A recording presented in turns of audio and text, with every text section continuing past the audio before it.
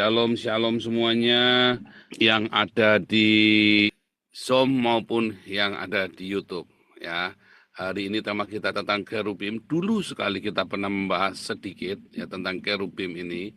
Ya, kerubim ini sangat penting di dalam teologinya Yahudi maupun teologinya Kristen. Apa sebenarnya kerubim itu menurut kita? Itu ada di dalam Wahyu. Kita terus ya, kita kan bicara tentang Wahyu 1 sampai Wahyu 22, balik lagi 1, 22, bolak-balik. Selalu ada penyingkapan-penyingkapan yang baru. Ya, saya belum pernah cerita tentang tujuh huruf yang dimeteraikan. Saya juga belum pernah cerita tentang cawan murka Allah. Saya belum cerita satu-satu 7 jemaat. Saya juga belum ceritakan secara detail. Dan banyak hal ya. Wah, itu kalau diceritain tentang Wahyu itu, mungkin Tuhan Yesus datang nanti baru kita kebuka semua. Tapi setidaknya hari-hari ini kita melihat tanda-tanda zaman itu semakin nyata, semakin kelihatan. Ya, dan hari ini Anda melihat semua yang ditulis di dalam kitab Wahyu ini tergenapi semuanya. Saudara, bukan berarti bahwa kita ini jemaat yang fokus dengan kitab Wahyu. Enggak, Anda kalau ikutin doa pagi kita bicara dari A sampai Z ya semua ya tentang kehidupan kita sehari-hari. Tapi kalau untuk hari Minggu, sementara ini kita fokus dengan kitab Wahyu. Ya, karena kebetulan saya hari-hari ini melihat kondisi di Israel sebagai penanda zaman. Ya, dan kalau kita lihat Donald Trump dengan Netanyahu ini, waduh seperti soulmate ya.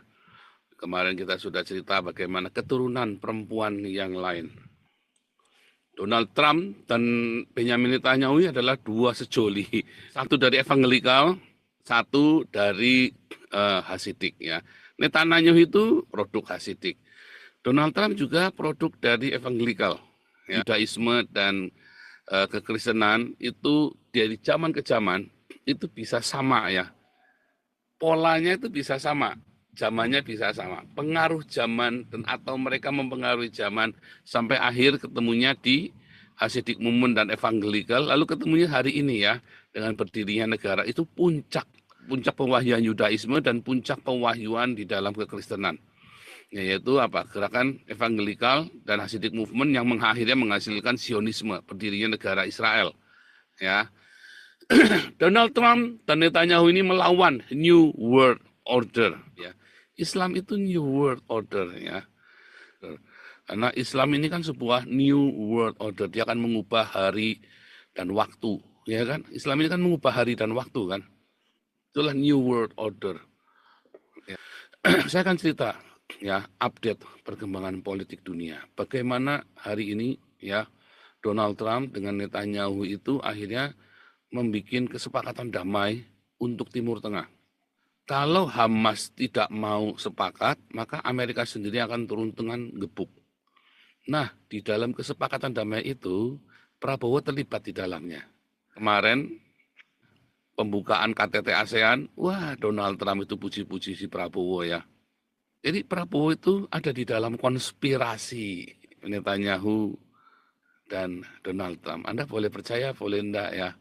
Itu ada di dalam konspirasi. Karena Prabowo ini adalah presiden boneka dari Amerika dan Yahudi. Sebenarnya itu sebuah kabar gembira buat Anda. Ya, artinya ada harapan untuk Indonesia. Dari kemarin kan saya bilang, aduh udah celaka Indonesia. Hanya karena Yahudi, maka nanti Indonesia akan selamat. Ya, baik oleh Yesus yang adalah orang Yahudi maupun oleh orang Yahudi yang lain. Ya. Itu faktanya ya, bahwa si Prabowo ini ada di dalam konspirasi. Trump dan Netanyahu ya, melawan New World Order. Prabowo itu ada di dalam konspirasinya Donald Trump dan Netanyahu melawan Islam. Ya, Prabowo itu apakah seorang Islam? Bukan. Apakah Prabowo seorang Kristen? Bukan. Prabowo adalah seorang politikus nasionalis. Ya, dia tidak urusan dengan agama.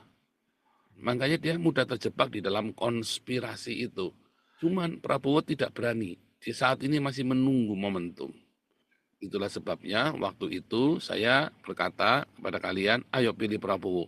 Dalam satu malam, begitu kita buka sama-sama, kita kan nyari sama-sama waktu itu kan di sini kan, keterlibatan Israel di dalam pencapresan Prabowo, Langsung malam itu kita mulai malam ini kita support Prabowo. Ya, wah pendeta-pendeta mencaci maki saya tuh. Kamu nih ini ada pembunuh berdarah dingin, kamu malah jadi corongnya. Siapa bilang Prabowo itu yang menculik, membunuh dan melakukan otak dari kerusuhan Mei 98? Belum ada buktinya, ya. Belum ada buktinya sama sekali. Karena sebetulnya bukan Prabowo otaknya. Nah, itu yang terjadi. Nah, saudara, kalau Anda melihat lagi, ya bagaimana sekarang ini Indonesia sudah kritis.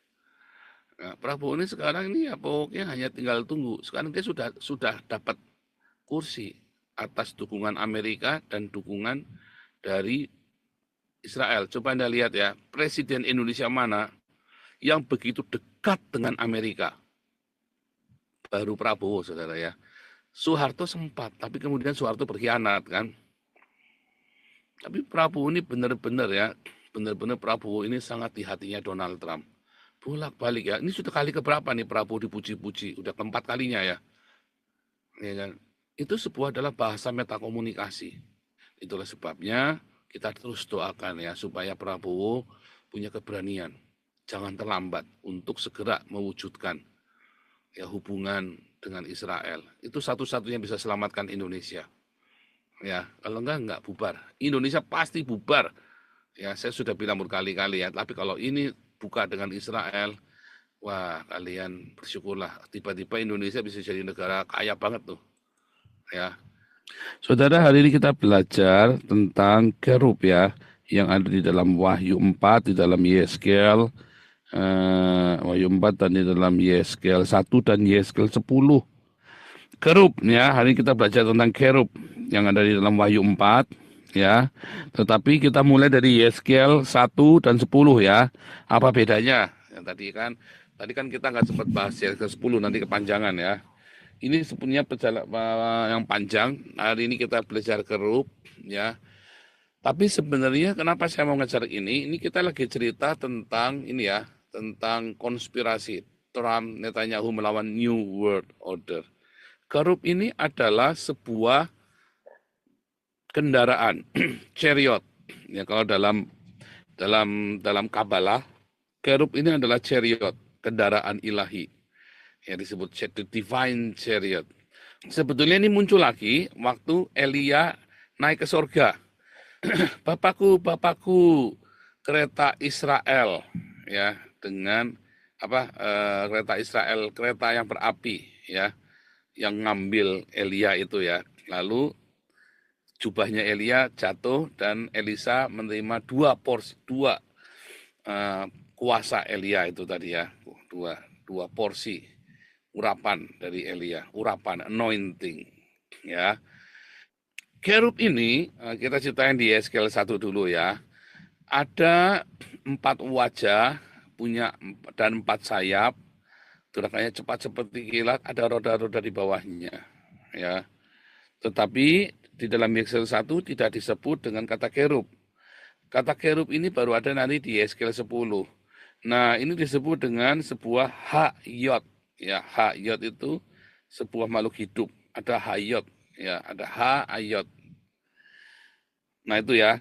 Nah, di Yeskel 10 ya ada disebut kerubim, ya, makhluk yang telah kulihat di bawah Allah Israel di tepi sungai Kebar.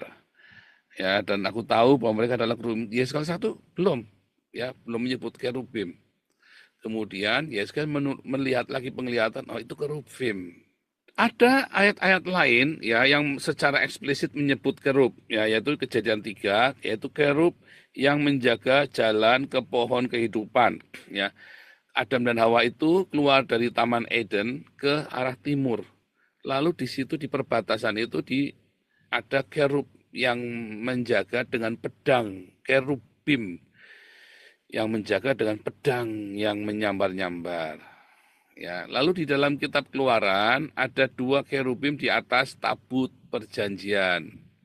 Coba kita lihat ya. 2 kerubim di atas tabut perjanjian. Lalu di dalam 1 Raja-Raja 6 ayat 23 dan 28 ada kerubim raksasa menghiasi ruang Maha Kudus dalam bait suci Salomo. Ya. Lalu dalam gambaran-gambaran ini maka kita melihat pola. Kita melihat pola ya. Sekarang kita anggap aja seperti itu. Kerubim adalah makhluk surgawi yang berfungsi sebagai penjaga hadirat Allah dan menopang kemuliaannya. Nah, coba kita lihat.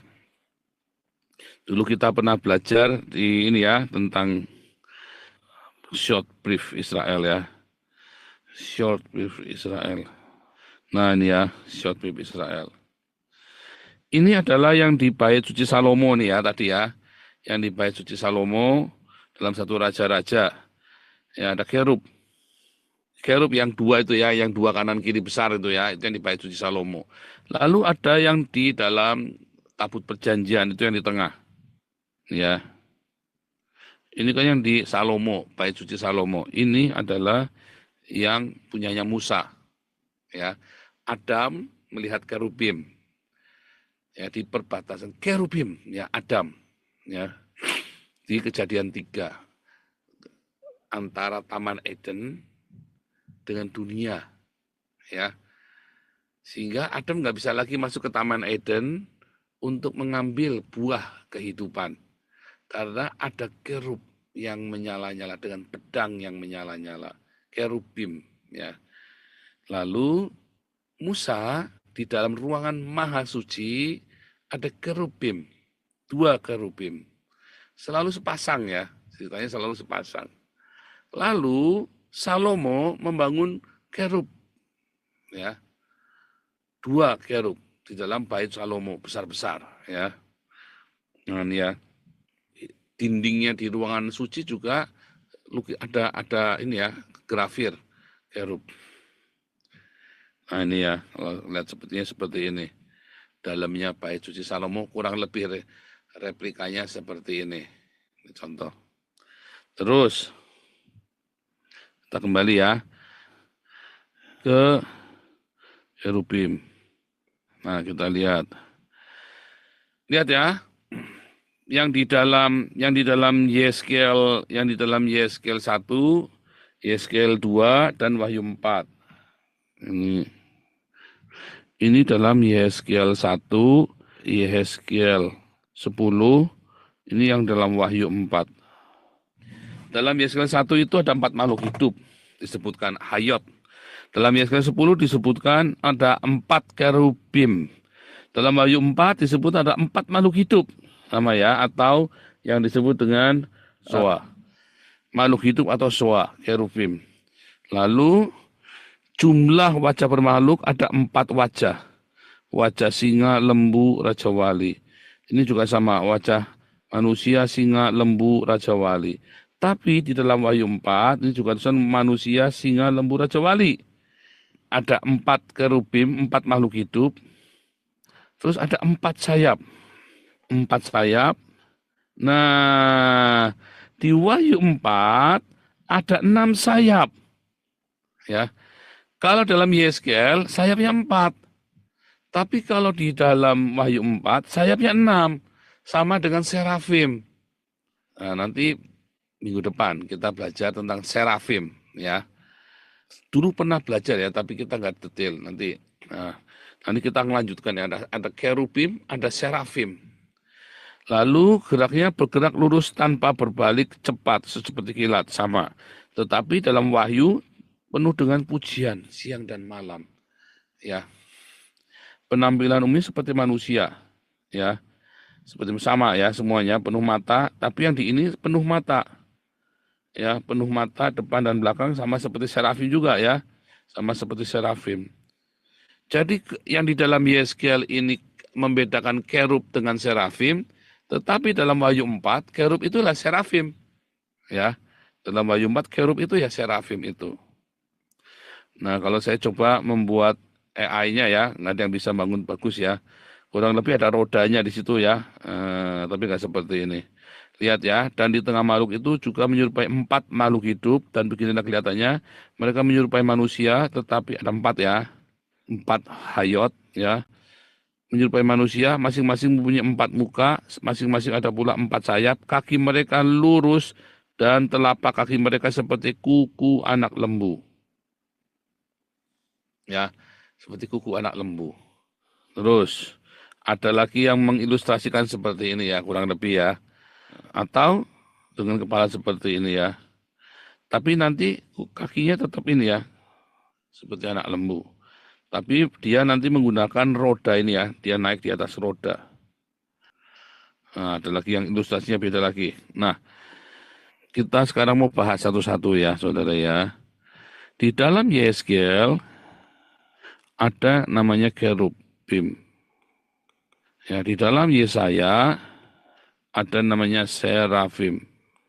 Ada namanya kerubim, ada namanya serafim. Tapi kita hari ini belajar tentang kerubim. Kerubim ini ada ditulis satu ya, kerubim. Ada ditulis dalam Kejadian Adam dan Hawa, ada ditulis oleh Musa, ada ditulis oleh Salomo, lalu dilihat oleh Yeskel, lalu ditulang oleh Yohanes. Ya kan? Adam dan Hawa, Musa, Salomo, Yeskel, Yohanes. Ketika Adam dan Hawa ini untuk menjaga pohon kehidupan. Musa adalah di ruangan Maha Kudus.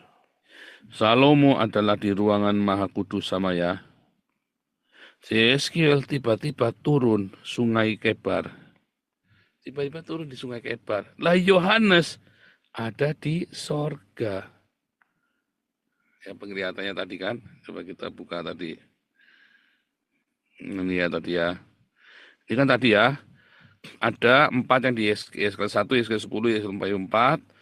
Tadi penampilan seperti manusia, penampilan mata. Nah ini ya. Ini kan tadi. Ini kan Yeskel 1, Yeskel 10, Wahyu 4. Lihat, kalau di dalam Yeskel 1 dan 10 ada roda ya, ofanim ya, ofanim ya. Panim itu apa? Wajah.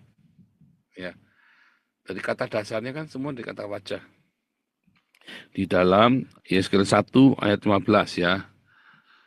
Terus tempat penglihatannya tadi Yeskel 1 dan 10 itu kan Yeskel 1 di Sungai Kebar ya di Babilonia. Tetapi dalam Yeskel 10 itu dia melihat apa? Di bait suci ya, surgawi. Kemuliaan Tuhan keluar dari bait suci.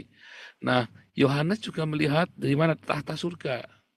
Terus kalau kita melihat fungsi ya, fungsi rohani tadi kan, artinya makna spiritualnya menopang, mengiringi tahta kemuliaan. Lalu yang di Yesaya 10 sama ya, mengangkat kemuliaan ya keluar. Tetapi lihat Wahyu 4, menyembah Elohim siang dan malam, memimpin pujian surgawi, pujian dan penyembahan ya. Ada kerub itu cerita tentang pujian dan penyembahan, kemuliaan di sini pujian surgawi. Makna simbolis tadi ya, manusia atau akal ya, singa atau kekuasaan, lembu atau kekuatan, raja wali kerohanian. Ini bagi pengetahuan umum ya, ini secara umum saya ceritanya. Ya. Tetapi di dalam Wahyu 4 itu kan lagi cerita tentang akhir zaman ya, penyembahan dan penghakiman akhir zaman. Kalau yang dari 10 tadi lagi cerita tentang kemuliaan, penyembahan dan kehadiran Tuhan. Ini makna secara umum yang saya ambil dari pemahaman teolog pada umumnya. Hubungan dengan tata Allah tadi ya, ada tempat tahta itu berada, kemuliaan Tuhan mengelilingi tahta. Ini ceritanya pokoknya sekitar dengan tahta Allah.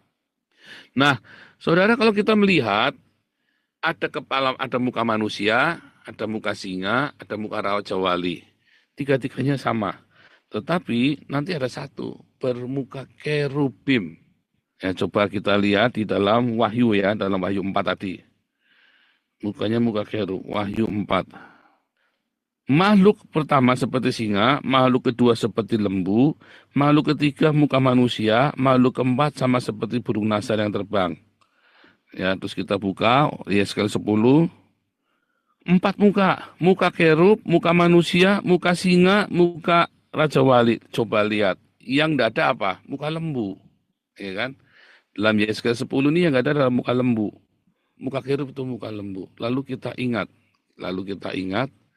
ya lembu yang dibuat sama Harun di padang gurun, patung lembu emas. Mengapa lembu? Karena lembu itu simbol divinity dari orang-orang dari Mesopotamia sampai ke Kanaan. Ingat patung lembu emas?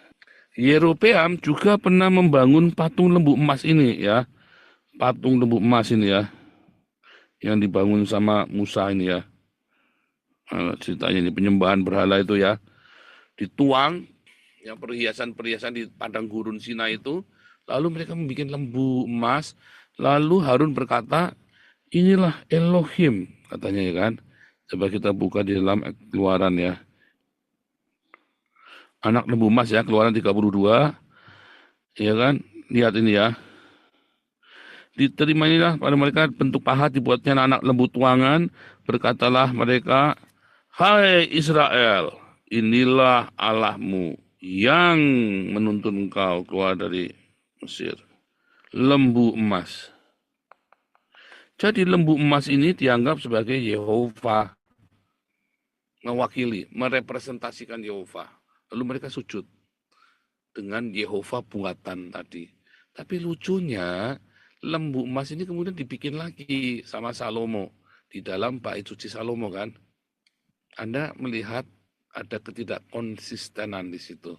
Kan Musa kan marah kan, dimarahin sampai mereka dipaksa ya minum itu ya, emasnya itu diminum ya kan. Tetapi kalau kita lihat tadi di dalam satu raja-raja dibikin lagi ya, ini ya Salomo nih. Nah ini dibikin lagi sama Salomo dalam satu raja-raja ini. Coba kita tadi buka ayatnya. Di dalam satu Raja-Raja 6 ayat 23 sampai 28. Selanjutnya di dalam ruangan belakang itu dibuatnya dua kerub. Kerub itu apa? Lembu tadi.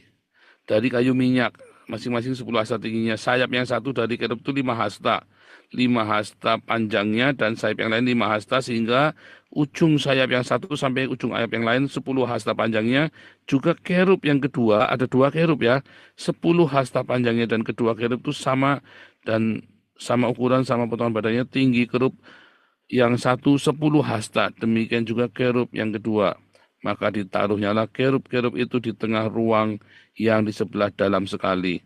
Kerub-kerub itu mengembangkan sayapnya sehingga kerub yang satu menyentuh dinding dengan sayapnya dan kerub yang kedua menyentuh dinding yang lain, sedang sayap-sayap yang searah ke tengah rumah itu bersentuhan ujungnya. Dan kerub-kerub itu diisinya dengan emas. Dan segala dinding rumah itu berkeliling mengukir gambar kerub. Inilah kondisinya kerub-kerub itu. Nah, kerub ini ada serafim, ada kerub ya. Kerub ini kemudian, ya kalau Anda melihat, dia di dalam kejadian membawa dua pedang, membawa pedang yang menyambar. Kalau kita cerita tentang pedang, selalu cerita tentang firman Tuhan. Baik itu logos dan itu rema. Kalau Anda cerita tentang firman Tuhan, selalu cerita logos dan cerita rema, saudara. Setiap kali kita belajar tentang kerub, ya, itu kita belajar tentang logos dan rema. Makanya dua. Ada logos dan karena si kerub ini adalah sesuatu yang ilahi, yang punya logos dan rema. Supaya dia jangan memegang pohon kehidupan dan hidup selama-lamanya. Jadi, saudara, ketika kerub-kerub ini ada di ruangan Maha Suci. Apa isi dari ruangan Maha Suci? Tabut perjanjian. Isinya apa di dalamnya? Di dalam isi Torah. Torah itu apa? Firman Tuhan. Maka ketika kita cerita tentang kerub yang berisi firman Tuhan, maka kerub itu menjaga firman itu. Apakah kerub itu sebuah makhluk? Bukan, itu gambaran. Gambaran dari makhluk. Gambaran dari sesuatu yang dirupakan dalam rupa makhluk. Dan itu ada dua. Mengapa? Karena kerub ini juga menjaga dengan pedang yang menyambar. Satu, kerub menjaga di Taman Eden untuk pohon kehidupan. Dua, di bait di kemah Musa menjaga tabut perjanjian. Dua, di dalam bait Salomo Jaga sama tabut perjanjian ya. Dua ini isinya adalah Torah. Lalu terakhir ada Yehezkiel, yaitu di tahta Allah. Juga Wahyu. Yang keduanya cerita tentang tahta Allah. Ketika satu cerita tentang kerub ya, penglihatan kan di Sungai Kebar, tapi itu cerita tentang tahta Allah, lalu keluar sesuatu dari tahta Allah. Dan ini ceritanya adalah firman Tuhan.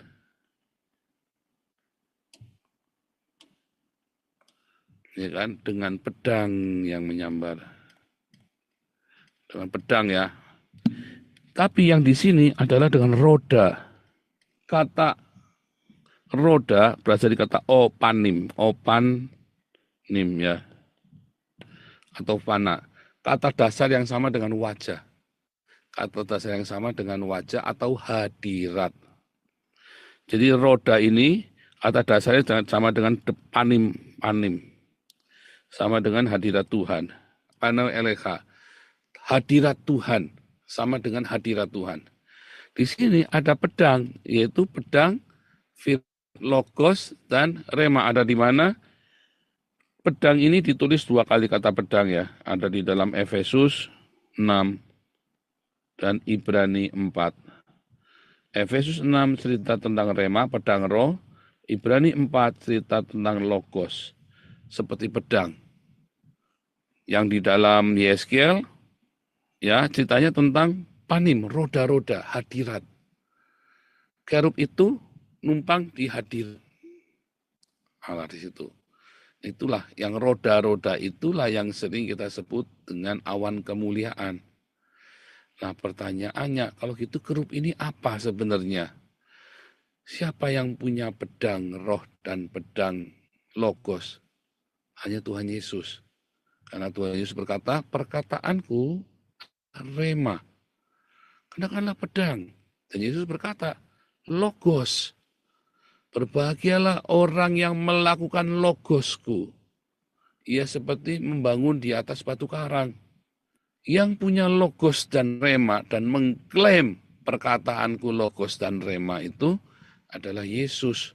Itulah yang menjaga barang siapa, ya kan, percaya kepadaku dan menang, dia akan makan dari pohon kehidupan. Wahyu 22. Di tengah jalan itu, di seberang menyeberang ada pohon kehidupan, berbuah 12 kali, setiap bulan sekali, dan daun pohon itu dipakai untuk menyembuhkan bangsa-bangsa. Maka tidak akan ada lagi laknat. Tahta Allah dan tahta anak domba ada di situ. Di tengah jalan-jalan, di tengah jalan kota itu, menyeberang sungai, ada pohon kehidupan. Ya, pohon kehidupan ini berkali-kali disebut di dalam Wahyu. Di dalam Wahyu yang kedua, ya. Siapa bertelinga hendaklah ia mendengarkan apa yang dikatakan Roh kepada jemaat. Barang siapa menang, dia akan kuberi. Siapa? Aku ini siapa? Yesus Kristus. Kan ini lanjutan dari Wahyu 1 tadi kan. Barang siapa menang, dia akan diberikan oleh Yesus makan dari pohon kehidupan yang ada di Taman Firdaus. Yang ada di Taman Firdaus Allah. Tadi ingat, ya ada kerub yang menjaga di Taman Firdaus supaya Adam tidak bisa ngambil, supaya manusia nggak bisa ngambil. Kenapa? Karena ada dua kerub dengan pedang, ya, yaitu logos dan rema. Ya, Wahyu 2 ayat 7 tadi ya. Lihat.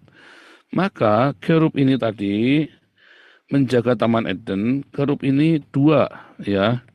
Kerub ini punya pedang. Logos itu ada di dalam Ibrani 4 dan ada rema di dalam Efesus 6. Ada pedang. Dan pedang ini, kerub ini yang menjaga buah pohon kehidupan dengan pedang yang menyambar. Barang siapa melakukan logosku, Matius 7, maka ia akan seperti Matius 27 ayat 25 sampai 27 ya. Ia akan membangun rumah di atas batu karang. Barang siapa melakukan logosku. Tetapi di dalam Yohanes 6 ayat 63 dikatakan remaku adalah kehidupan. Ada logos, ada rema. Jadi kerup itu adalah Tuhan Yesus sendiri sebetulnya. Jadi kerup, pengertian kerup ini adalah Tuhan Yesus sendiri. Itulah sebabnya dia menjaga kerub itu di dalam ruang maha suci, baik itu punyanya Musa maupun Salomo. Apa yang dijaga? Perjanjian yang berisi Torah, tabut dari perjanjian Torah. Torah itu ada logos dan ada rema. Dan itu ditaruh, representasikan sebuah patung kerub itu. Itulah Tuhan Yesus sendiri. Dan selalu ingat, apa sih yang dijaga kerub? Apa sih maunya kerub ini? Apa sih? Itu tadi, logos dan rema harus punya dua-duanya. Masalahnya banyak orang Kristen akhirnya mengejar suara Tuhan yang klenik-klenik, yang tahayul-tahayul. Padahal firman Tuhan yang sesungguhnya itu adalah Alkitab yang tertulis itu, yang logos itu. Konsekuensinya terakhir ini kan, konsekuensinya. Konsekuensinya adalah Anda harus punya logos dan rema. Ini adalah perwujudan dari Torah yang kita pelajari. Atau sekarang kita punya Alkitab kita, Perjanjian Lama dan Perjanjian Baru. Perjanjian Lama adalah bagian dari nubuatan. Perjanjian Baru adalah penggenapan. Maka kita memerlukan nubuatan dan penggenapan, logosnya dan remanya. Kalau kamu hanya punya logosnya, maka kamu akan seperti apologet TikTok yang kurang ajar itu. Tahu hafal berbagai ayat, Trinitas, Oneness, segala macam, tetapi akhirnya bertengkar sendiri, saling mencaci maki, dan akhirnya saling mengkhianati, banyak yang berzina, dan akhirnya saling menyerahkan ke polisi. Karena kamu cuma punya Torah logosnya saja. Tidak bisa, kamu harus punya remanya. Kerub itu punya pedang yang menyambar-nyambar, jamak. Itu logos dan rema. Pedang itu ada pedang roh dan ada pedang firman logos. Pedang roh yang ada di dalam Efesus 6, kenakanlah pedang roh. Ya kan? Dan yang ada di dalam Ibrani, firman Tuhan, logos, adalah seperti pedang yang memisahkan antara akal budimu dengan hati nuranimu. Kalau kamu mengklaim kamu punya rema, kamu rajin mendengar suara Tuhan, tapi kamu tidak punya logos, bohong. Karena setiap rema yang kamu hasilkan harus berasal dari logosnya Tuhan Yesus. Kalau rema yang kamu hasilkan itu bukan berasal dari logosnya Tuhan Yesus, dari statement-statementnya orang lain, dari logosnya orang lain, dari dogma, dari pengajaran, maka remamu nanti salah. Remamu tidak akan membawa remanya yang kamu dengar itu, yang kamu miliki, pedang rema itu, tidak akan membawa kepada pohon kehidupan. Makanya banyak sekali para apologet TikTok juga cerita, ngarang, cocokmologi, terus dia merasa, wah aku merasakan sukacita di dalam Tuhan, hidup ini berbuah. Kalau kamu datang kepada kerub ini, kamu tahu bahwa hanya kerub ini yang menjaga logos dan rema. Itulah aksesnya pedang itu. Dan itu harus kamu miliki. Bagaimana cara kamu memilikinya? Ya kamu harus hidup bersama dengan kerub ini. Bersama dengan Tuhan Yesus yang benar. Berjalan bersama setiap hari. Itulah sebabnya banyak sekali, ya kalau kita kaitkan tadi ya dengan gerakan evangelikal sama Hasidic movement ya.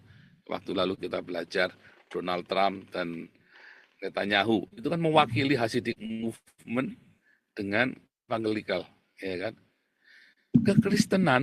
Kekristenan yang sedang berlari kepada nubuatan ini adalah gereja Kristen yang evangelikal, ya, yang mengakui keberadaan Israel.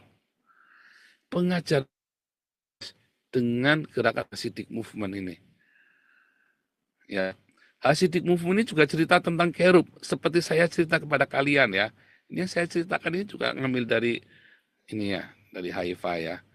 Cerita tentang kerub ini. Nah, saya pernah bikin satu artikel ya, tapi itu nanti buat di kelas karena terlalu berat dan kita waktunya nggak cukup. Itu buat di Master of Art nanti ya. Kalau di kelas Master Teologi kita, saya ajari tentang detail, yang lebih detail dari Kabbalah dan dari Hasidic Movement tentang kerub ini. Dan kebetulan saya menulis artikel itu juga ya. Nah, saudara, jadi kalau Anda punya logos, tetapi Anda tidak pernah meremakan logos itu, kamu akhirnya cuma tahu teori, kamu nggak bekerja. Tetapi ada orang yang merasa punya rema, sedikit-sedikit mendengar suara roh, tapi dia tidak suka logos, akhirnya ngawur. Dan itulah makanya banyak sekali gereja-gereja Kristen yang menentang Israel. Karena dia punya rema dari logos yang salah. Hati-hati saudara ya. Ketika Anda punya rema dari logos yang salah, wih serem kamu.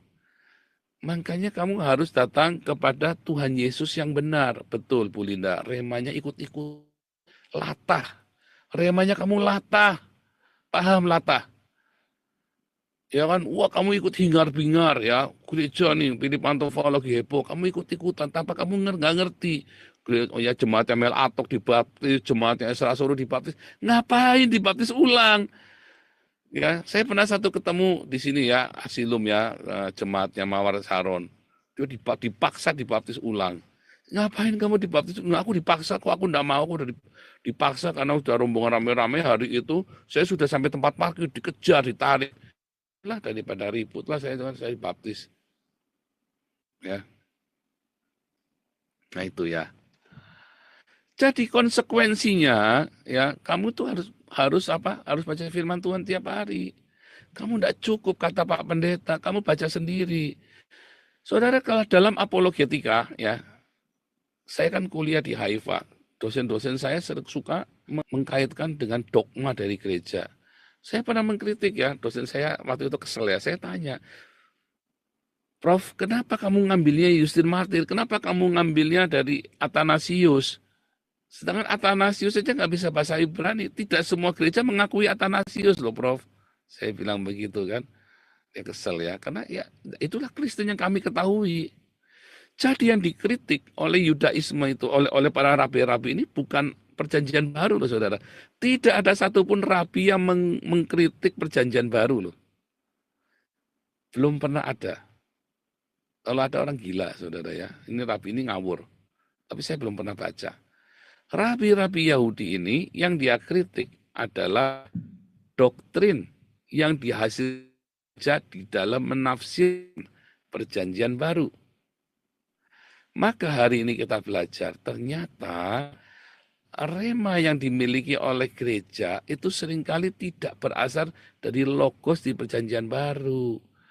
Bahkan gara-gara gereja punya tafsir sendiri yang tidak sama dengan apa yang tertulis, maka orang Yahudinya nggak mau jadi Kristen sejak abad keempat. Karena gereja membuat sebuah batasan bahwa tidak boleh merayakan kalender Yahudi. Nah, disitulah kemudian gereja los sama sekali. Pemahaman Alkitabnya bablas. Karena dia tidak mengerti ketika perjanjian baru itu ditulis berdasarkan dengan perspektif orang Yahudi. Yang menulis perjanjian baru semua orang Yahudi. Ya kan? Kemudian bagaimana dia bisa menafsirkan Alkitab dengan benar, sementara gereja keluar larangan, tidak boleh merayakan dengan perayaannya orang Yahudi. 65 dan 435. Ya, ini ada namanya ya Imperial Law against Jewish ya. Salah satunya adalah gereja tidak boleh merayakan kalender Yahudi. Padahal seluruh Alkitab kita berisi syarat dengan kalender Yahudi. Lalu dilarang. Bagaimana sejak saat inilah abad keempat, abad kelima, tafsirnya gereja mulai jauh. Saya tidak bilang sesat, tapi akhirnya bingung. Makanya saya tidak terlalu fokus dengan Bapak Gereja. Ya kan? Karena Bapak Gereja banyak yang tidak bisa bahasa Ibrani. Ya, kalau kemarin Budi Asali bilang kecuali Origen yang bisa ya. Saya pun nggak yakin Origen itu bisa. Jerome katanya bisa. Iya, tapi Jerome dia mengklaim bahwa Vulgata ya, di perjanjian dalam Vulgata itu diterjemahkan langsung dari kitab Masoret yang berbahasa Ibrani. Itu klaimnya Jerome. Pada kenyataannya dari zamannya Septuaginta tahun 300 sebelum Masehi sampai zamannya Rabai Akiva tidak pernah ada teks Ibrani yang beredar di masyarakat. Itu faktanya loh. Ya kan? Bahkan sampai dengan zamannya Jerome belum ada teks berbahasa Ibrani, malah berbahasa Aram. Banyak. Ya Pesita salah satunya Pesita. Lalu dari mana Jerome mendapat teks Masora? Padahal Bani Masoranya baru ada abad ke-7 sampai ke-10. Nah, disitulah salahnya. Klaim-klaim itu. Maka banyak sekali gereja yang kemudian dia interpretasi bahkan dari perjanjian baru sendiri. Makanya muncullah gerakan evangelikal yang mengembalikan kita ke dalam perjanjian baru. Nah, gerakan evangelikal inilah yang membuat kita kembali kritis perjanjian baru, back to the Bible. Lalu fokus, ya Pak, dibongkar lagi ternyata ada teologi mesianik di sana. Sehingga gerakan evangelikal ini yang kemudian mempunyai ide untuk mengembalikan orang Israel ke tanahnya mereka. Dan terjadilah hari ini Donald Trump dengan Netanyahu satu perahu, kompak sekali. Donald Trump dari gereja evangelikal, Benjamin Netanyahu berasal dari Hasidic Movement. Disitulah ketemu perjanjian lama dan perjanjian baru. Cita-cita Benjamin Netanyahu ini ya. Benjamin Netanyahu ini adalah perjanjian lama Hasidik. Sedangkan Donald Trump adalah perjanjian baru, gerakan evangelikal. Ini adalah logos, lalu remanya adalah mesianik. Janji mesianik. Ya, dan tentu saja ini adalah rema global. Tidak punya rema janji mesianik ini, yaitu kedatangan Tuhan Yesus yang kedua, ya, maka kamu sedang salah. Dan banyak gereja hari ini ya mulai meragukan kedatangan Yesus yang kedua. Itu sejak kapan? Sejak abad keempat. Karena apa? Karena para ausia yang tertunda. Para ausia itu kedatangan ya, kedatangan Tuhan yang tertunda. Ya itu sumbernya dari mana? Dari David Bosch, bukunya David Bosch. Kalau Anda baca David Bosch ya. Sejak abad keempat, maka janji mesianik ini sudah terlupakan. Kedatangan Tuhan ya. Bahkan gereja reform. Padahal Martin Luther itu selalu menceritakan ya, dengan Martin Luther sangat yakin bahwa di zamannya Yesus Kristus akan datang. Martin Luther itu sangat yakin sekali ya. Tapi nggak datang juga. Ya malah akhirnya Martin Luther malah ikut mempersekusi orang Yahudi. Nah, makanya gerakan evangelikal inilah yang mengembalikan ya PL bersatu dengan PP, Logos dan Rema ini. Nah, tapi dalam kehidupan sehari-hari bagaimana kita? Ya Anda dan saya, Anda harus selalu baca firman Tuhan setiap hari. Tanpa firman Tuhan yang Anda baca, mustahil kamu bisa mendengar suara Tuhan dengan benar. Tapi ketika Anda membaca firman Tuhan, Anda nggak bisa baca firman Tuhan cuma baca doang. Ya, cuma baca lalu eyel-eyelan. Kayak ini apologet TikTok ini. Anda harus mendapatkan rema. Bagaimana bisa mewujudkan rema itu? Ya nggak ada cara lain, harus dengan caranya Tuhan Yesus. Apa ia memberi makan? Jangan mengasihi musuh-musuhmu, memberi makan musuh-musuhmu. Makanya tadi gereja, kalau gerejamu banyak orang miskin dan gerejamu tidak bisa mengentaskan kemiskinan itu, gerejamu tidak akan pernah punya rema. Bohong kalau bilang mendengar suara Tuhan, pendetanya double talk, saudara. Gereja yang miskin, nggak dirawat, Terus bilang pendetanya, saya dengar Tuhan Yesus berkata, bohong, dobol itu pendeta. Tak jamin dobol, bohong, kampret itu mulutnya busuk itu bohong. Saya jamin. Saya tidak mengajarkan kebencian kamu, tapi tak kasih tahu. Seorang pendeta yang penuh dengan Roh Kudus, dia tahu jemaatnya miskin. Pasti Roh Kudus berkata, jangan ada sampai ada orang miskin di gerejamu. Itu sangat sangat realistis. 2 kali Tuhan ngomong di dalam Ulangan ini ya, di dalam Ulangan 15. Ya, there is no poor among you. Dalam Kisah Rasul ya 4, there is no poor among them. Tidak ada yang miskin di tengah mereka. Juga di sini ada orang miskin. Makanya saya bilang jangan sembarangan kamu sembako telat yang ngirim uang kontrakan, mereka kan butuh uang kontrak BPJS. Coba perhatikan. Jangan sampai ada orang dalam komunitas kita kekurangan. Karena untuk membuat Logos itu jadi rema, semua orang dari kita, semua Anda dan saya harus terlibat di dalam ini. Kita buka lagi saja ya ayatnya ya. Ini tidak bosan-bosan, tapi ini masalahnya kamu tidak melakukan. Gereja seringkali mengabaikan ini. Ya, lihat. Maka tidak akan ada orang miskin di antaramu. Tuhan memberkati engkau. Bagaimana cara Tuhan memberkati engkau? Kira bara perlu buat, nggak bisa. Tuhan bilang kamu yang kudu kasih mereka. Tuhan bilang mereka lapar. Filipus bilang nggak ada uang kita loh. Beri mereka makan. Loh, nggak ada uang loh. Beri mereka makan. Makanya kemarin saya tegur pengurus Damaris. Nanti uangnya habis, enggak apa-apa. Uangnya habis cari lagi. Kalau enggak dapat ya berarti bubar, udah, enggak usah diterusin. Habiskan. Jangan ditimbun. Nyatanya sekarang balik lagi uangnya kita kok. Enggak boleh sampai ada beras terlambat, sembako telat, enggak boleh. Itu tanggung jawab kita loh. Kalau kita pengen diberkati dengan rema yang enggak boleh sampai ada orang miskin, enggak bisa bayar kontrakan rumah. Enggak boleh. There is no poor among us. Kisah Rasul 4, ayat 34. Tidak seorang pun yang kekurangan di antara mereka. Ya kan? Ya, tidak ada cara lain selain PL dengan PP, Logos. Jadi Logosmu, nggak bisa lainnya. Harus PL dengan PP. Lalu bagaimana Logos itu menjadi rema? Ya kamu harus selalu bersama dengan kerubim itu. Ya kan?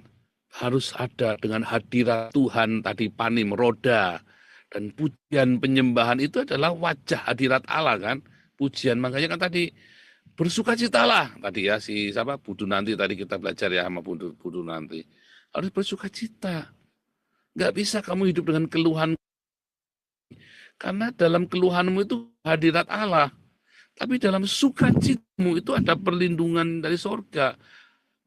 Dalam hati yang gembira itu adalah obat. Nah, ucapan syukur di tengah penderitaanmu sama seperti Ayub, ya, itu yang akan mendatangkan hadirat Allah. Opanim itu, kendaraan dari kerub itu, ya, gokong itu naik awan itu, Yesus di awan-awan itu, yang dimaksud itu adalah itu tadi hadirat Allah. Kemarin kita sudah belajar ya tentang Yesus kayak sunggokong naik awan itu kan teologi yang salah. Kamu jangan kayak sunggokong naik awan loh. Jadi jangan sampai salah ya. Opanim itu adalah hadirat Allah. Jadi Logos dan Rema itu adalah Yesus yang ada di atas awan kemuliaan. Katanya Tuhan Yesus, aku tidak selalu bersama dengan engkau. Tapi orang miskin selalu bersama dengan kamu. Kalau kamu tolong orang miskin ini, kamu sedang menolong aku. Kalau kamu bersama dengan orang miskin ini, ya bersama ini artinya sama-sama menderita, kamu menanggung penderitaan mereka kan, maka kamu sedang bersama dengan aku. Maka logosmu itu nanti jadi rema. Kalau logosmu jadi rema, maka kamu akan memetik buah pohon kehidupan. Sebenarnya kerubim itu lagi cerita itu, saudara ya. Tuhan Yesus memberkati. Haleluya. Oh, come, all ye faithful, join